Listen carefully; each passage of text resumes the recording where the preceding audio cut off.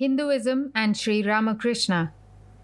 By the word Shastras, the Vedas without beginning or end are meant. In matters of religious duty, the Vedas are the only capable authority.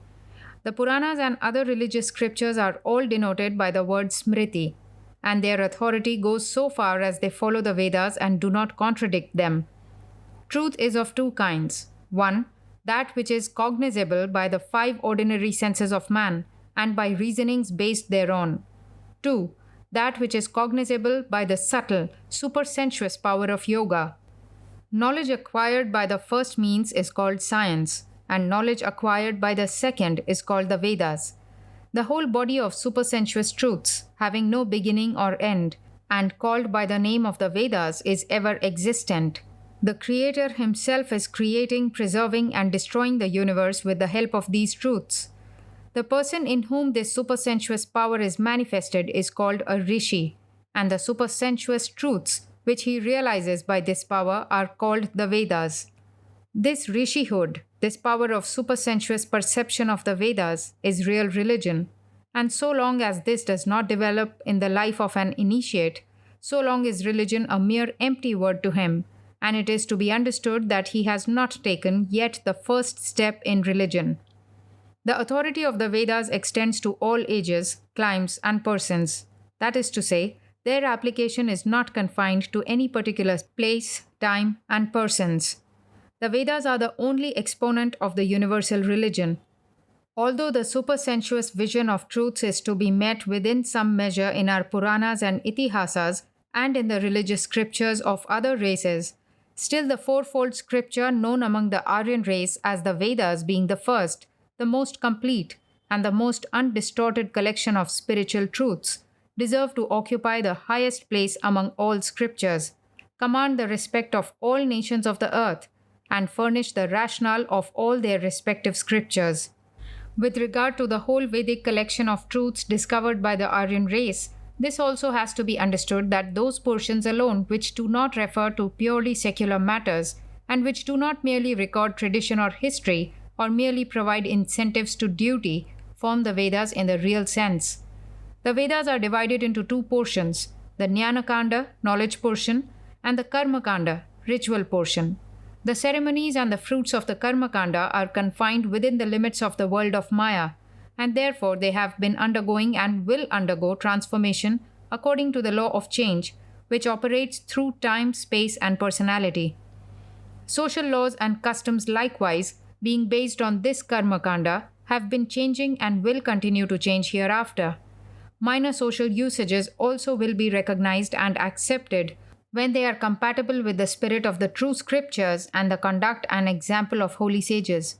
But blind allegiance only to usages such as are repugnant to the spirit of the Shastras and the conduct of holy sages has been one of the main causes of the downfall of the Aryan race.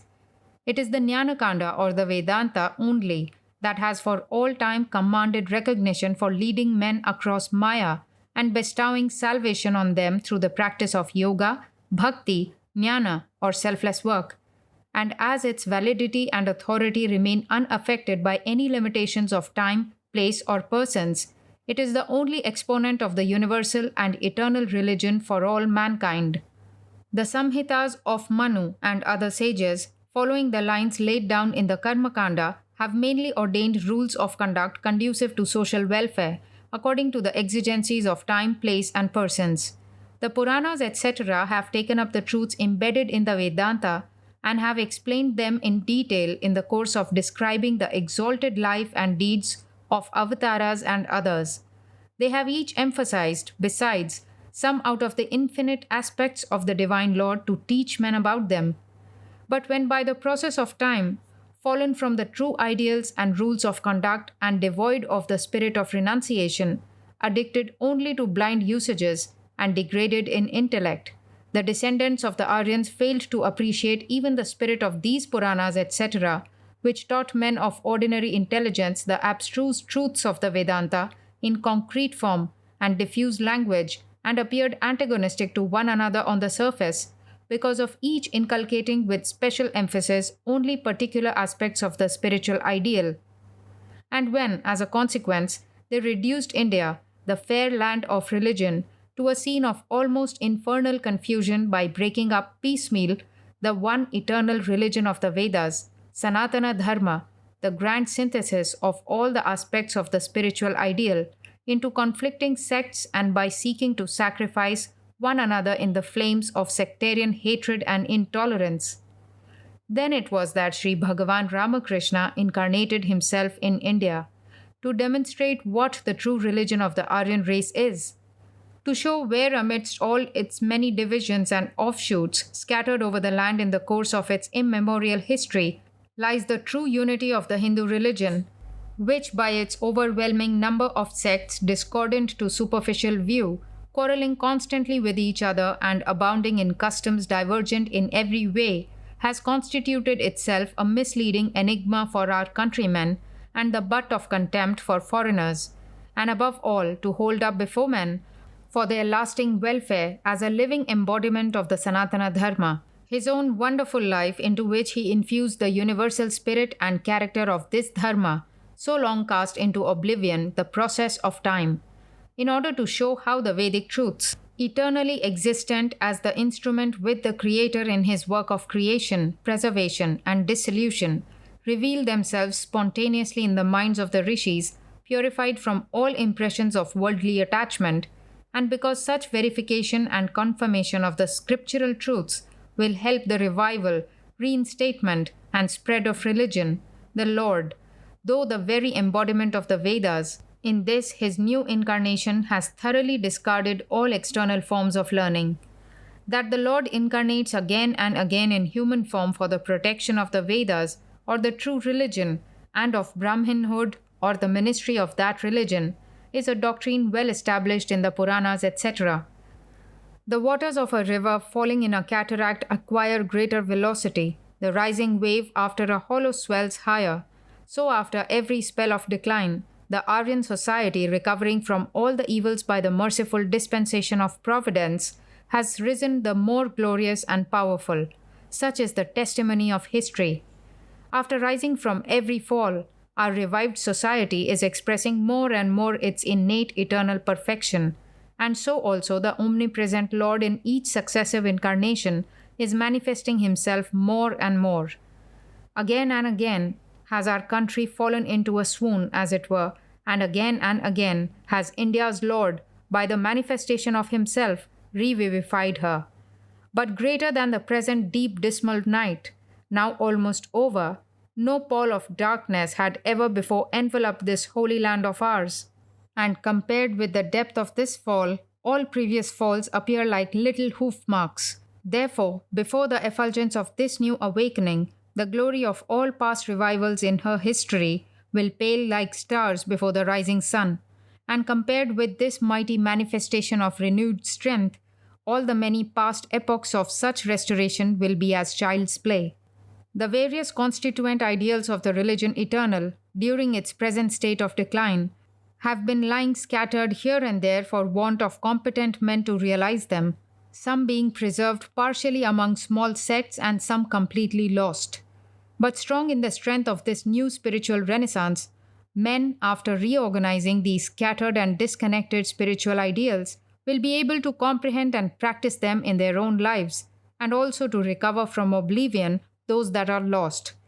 And as the sure pledge of this glorious future, the all-merciful Lord has manifested in the present age, as stated above, an incarnation which in point of completeness in revelation, its synthetic harmonizing of all ideals, and its promoting of every sphere of spiritual culture, surpasses the manifestations of all past ages.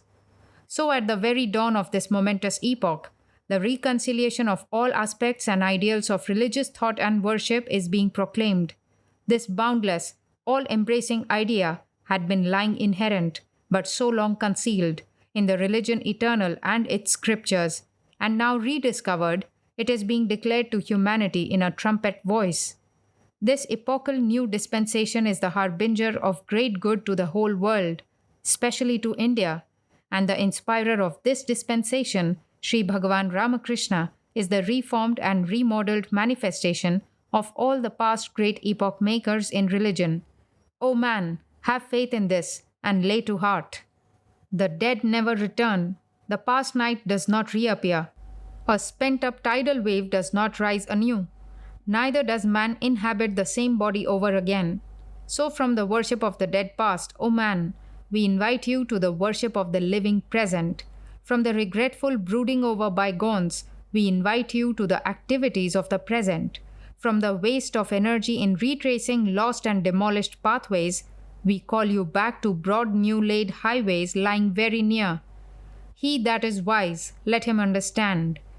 Of that power, which at the very first impulse has roused distant echoes from all the four quarters of the globe, conceive in your mind the manifestation in its fullness, and discarding all idle misgivings, weaknesses, and the jealousies characteristic of enslaved peoples, come and help in the turning of this mighty wheel of new dispensation. With the conviction firmly rooted in your heart that you are the servants of the Lord, His children, helpers in the fulfillment of His purpose, enter the arena of work.